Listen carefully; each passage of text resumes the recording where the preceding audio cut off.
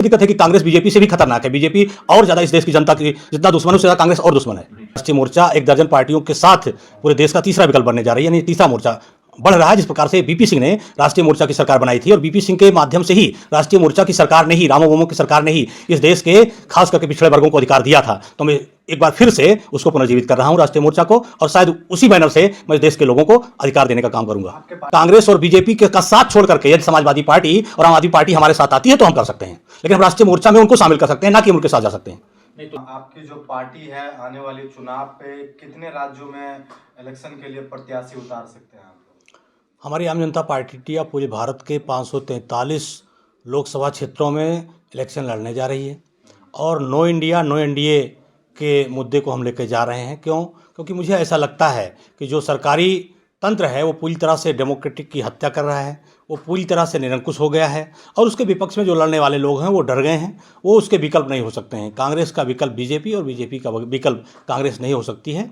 इसलिए हम एक तीसरा विकल्प लेके आ रहे हैं। आम जनता पार्टी इंडिया सहित एक दर्जन से अधिक पार्टियों को लेकर राष्ट्रीय मोर्चा के बैनर तले हम देश में चुनाव लड़ने जा रहे हैं। आप राष्ट्रीय मोर्चा में आपकी आम जनता पार्टी रहेगी या और भी पार्टियां हैं?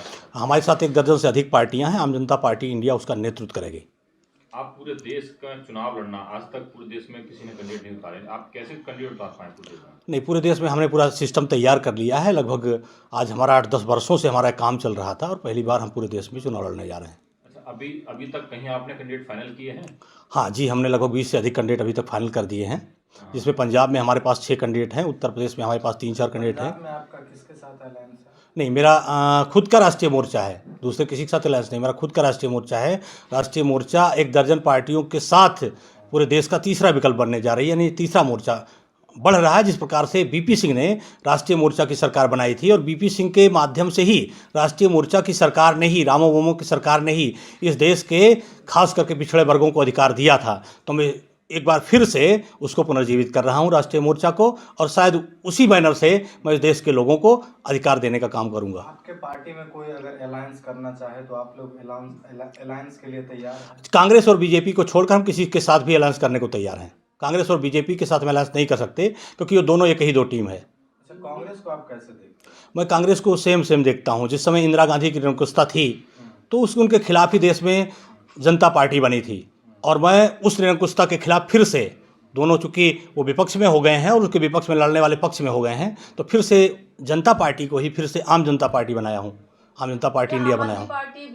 समाजवादी पार्टी, इनके साथ आप अलायंस करना चाहेंगे? नहीं, मैं उनके साथ अलायंस नहीं कर सकता हूँ। कांग्रेस और बीजेपी का साथ छोड़ करके यदि समाजवादी पार्टी और आम आदमी पार्टी हमारे साथ आती है तो हम कर सकते हैं, लेकिन हम राष्ट्रीय मोर्चा में उनको शामिल कर सकते हैं, ना कि हम उनके साथ जा सकते हैं। नहीं तो लोग आपके साथ ही क्यों आए? आप वो इतनी बड़ी पार्टी हैं, आप अभी आपकी पार्टी का जनाधार भी नहीं है, लेकिन वो आपके साथ क्यों आए? आप उनके साथ क्यों नहीं आए? नहीं, चूंकि वो इंडिया में है जिसमें कांग्रेस है, उसके साथ हम नहीं जा सकते हैं। अच्छा, अगर अलग से कोई विकल्प बने तो हम लोग साथ हो सकते हैं। तो दिक्कत क्या थी आपको? कांग्रेस से इसलिए दिक्कत है कि कांग्रेस बीजेपी से भी खतरनाक है। बीजेपी और ज़्यादा इस देश की जनता की जितना दुश्मन है उससे ज़्यादा कांग्रेस और दुश्मन है। जैसे कि आपने पूरे देश में चुनाव लड़ने की बात की, पूरे देश में चुनाव लड़ने के लिए बहुत सारा पैसा चाहिए होता है, बहुत सारी प्लानिंग चाहिए होती है, बहुत सारे लोग चाहिए होते हैं, बहुत सारे कार्यकर्ताओं की जरूरत पड़ती है। तो इतनी जल्दी आप लोग सब कैसे कर पाएंगे? देखिए, पूरे देश में केवल गुजरात की बात किया जाए तो उसमें 2600 फैक्ट्रियाँ बंद हुई हैं, वो सब मोदी के खिलाफ हैं। पूरे देश का जो ब्यूरोक्रेट्स है वो भी बहुत ज़्यादा परेशान है, क्योंकि वहाँ भी जातिवाद चरम पर है, वो लोग भी बहुत ज़्यादा परेशान हैं। पूरे देश का किसान परेशान है, पूरे देश का मजदूर परेशान है, पूरे देश का मीडिया के जो गोदी मीडिया को छोड़कर और जो हमारे भाई हैं वो भी परेशान हैं, पूरे देश के अधिवक्ता संघ वो भी परेशान है। अभी जल्दी आपने देखा होगा पूरे देश का ड्राइवर भी परेशान है। तो कौन सा ऐसा वर्ग है जो परेशान नहीं है? लेकिन मोदी जी फिर भी तो सबका साथ सबका विकास की बात कर रहे हैं। नहीं, वो तो जो सबका साथ सबका विकास की बात कर रहे हैं वो केवल दिखावा है, वो केवल एक खास विशेष वर्ग के विकास की बात कर रहे हैं। वो वर्ग उनके साथ में चंद बेईमानों का है, जो लगभग 10-15% के लोग हैं, उनके साथ ही वो बेईमान लोग हैं। उनकी एक जमात है, उस जमात के लिए वो खड़े हैं। ये अलग बात है कि जो विपक्ष में है कोई नहीं है तो अंधों में काना राजा ही मशहूर होता है। जब हम खड़े होंगे, इशू लेके आएंगे, समाज के बीच में जो हमारे इशूज हैं, तो जनता मेरे साथ खड़ी होगी, मुझे पूरा विश्वास है। तो क्या आप चुनाव जीत के आएंगे तो आपकी पार्टी भारतीय जनता के साथ भेदभाव तो नहीं करेगी? नहीं, हमारी पार्टी भारतीय जनता के साथ कोई भेदभाव नहीं करेगी। हम रियल में वास्तव में जो महाराजा रणजीत सिंह, लौह पुरुष सरदार वल्लभ भाई पटेल, बिंदेश्वरी प्रसाद मंडल, बीपी सिंह, बाबा साहब डॉक्टर BR अम्बेडकर का ये जो सिद्धांत है, इस सिद्धांत पे हम आगे बढ़ेंगे। आप कह रहे हैं कि जो एनडीए है और इंडिया है जी, हम इन दोनों से अलग हैं जी। तो आप ऐसा क्या करने वाले हैं जो एनडीए और इंडिया से बिल्कुल अलग हो? आपको भारत की जनता क्यों चुनकर संसद में लेकर आए? क्या ऐसा देखिए, खास आज की तारीख में जिसका नेतृत्व इंडिया में कांग्रेस कर रही है, वो कांग्रेस भी इस देश में, क्या इससे पहले देश की आज़ादी के इतने दिनों तक क्या उसने हमारे देश के समस्त वर्गों को, दलित, पिछड़े, अल्पसंख्यक या अपर कास्ट के भी जो गरीब वर्ग हैं उनके लिए कोई नीतियां बनाई है? नहीं बनाई है। उसी ने ही लटका के रखा है। और अब विपक्ष में, अब वो विपक्ष में है तब वो कह रहे हैं कांग्रेस नहीं कर रही है। तो इसलिए मुझे ऐसा लगता है कि जो देश में भागीदारी का सवाल है हर जाति वर्ग के लोगों को, वो ना कांग्रेस देने जा रही है और ना बीजेपी देने जा रही है, अर्थात ना इंडिया दे रही है और ना एनडीए दे रही है। सर, आप बीजेपी और कांग्रेस, इंडिया और एनडीए अलायंस की कमियों को गिना रहे हैं। आप क्या करने वाले हैं कि आपको लोग वोट दें? जी, भारत की बिल्कुल। जनता आपको चुने, देखिए, आप ऐसा क्या करेंगे? जो किसानों की MSP है नंबर 1 उसे हम लागू करेंगे, जो पुरानी पेंशन है उसे हम बहाल करेंगे, जो रोज़गार को, सबसे बड़ी बात है रोज़गार को हम मौलिक अधिकार की गारंटी में लाएंगे, उसे मौलिक अधिकार बनाएंगे।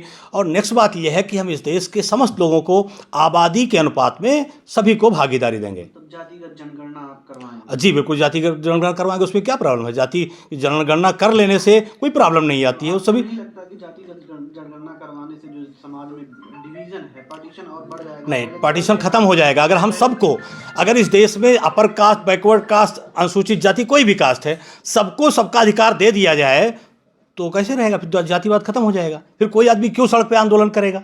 जब तक धरती पर भूखा इंसान रहेगा तब तक तूफान रहेगा।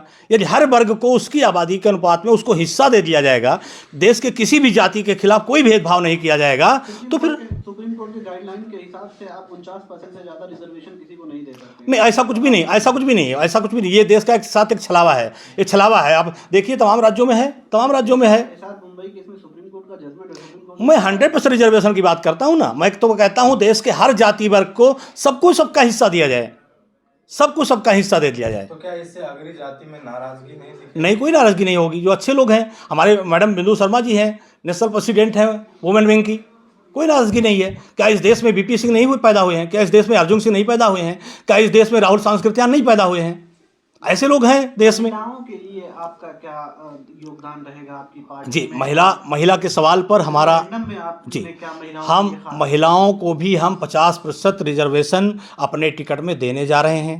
ये अलग बात है कि हमारे पास कितनी लोग हमारे से टिकट मांगने के लिए आती हैं। निश्चित तौर पे हम महिलाओं के लिए 50% की भागीदारी देंगे, और केवल कहेंगे नहीं, संगठन और सरकार दोनों में देंगे। हमारी बिंदु मैडम नेशनल प्रेसिडेंट बैठी हुई, पूछ लीजिए हमारी पार्टी में कहीं से भी कभी भी ऐसा नहीं होता है कि जहां महिला को आई हो उसको ये कहा गया हो कि ये महिला है इसलिए काम नहीं कर सकती है। नेशनल और स्टेट और जिला स्तर पर हर संगठन में हमने भागीदारी दिया है, और जो संगठन में भागीदारी देता है वही सरकार में भागीदारी देगा। देश की तमाम राजनीतिक पार्टियां हैं जो संगठन में भागीदारी नहीं देती हैं, कहती हैं सरकार में देंगे।